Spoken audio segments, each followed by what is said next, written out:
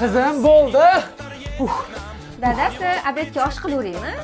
Aya, shu issiqda osh ketadimi? 20 yildan beri dadam bilan yashab kelyapsiz. Hali ham nima yeyishini bilmaysa, undan ko'ra yengilgina mastab tashab qo'ying, mazza qilib ichib oladi dadam. Onangni mirdi qizi. Rahmat qizim. Tan joni sog' bo'lsin, ruhingiz sog' bo'lsin dadamjonim. Dadasi, yegani qovun olaylik. Aya, o'z uydagi qo'yligingiz yetadi. Dadam darvoza yaxshi ko'radi. Enangni eriga katta rahmat ona qizim. Tan joni sog' bo'lsin, ruhingiz sog' bo'lsin dadamjonim. Ustimga to'kib yubording-da ona qizim. Bitta futbolka ekan, u kayfiyat tushirmaylik dada. Ke ayasam uni darov yuvib bergin. Voy qizim ey, bering dadasi, shuna kirsonda yuvib beraman. Kirson, zamonda orqadan qolganmisiz?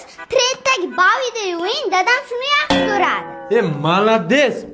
Germaniya mahsuloti oq kiyimlarni oppoq qiladi, allergiya ham chaqirmaydi. Shuni ham bilmaysan, molga o'xshab, bor tezroq yuvib kirlardi. Rahmat qizim. Tan joni sog' bo'lsin, ruhingiz sog' bo'lsin dadamjonim. Qani dadasiga samolyot?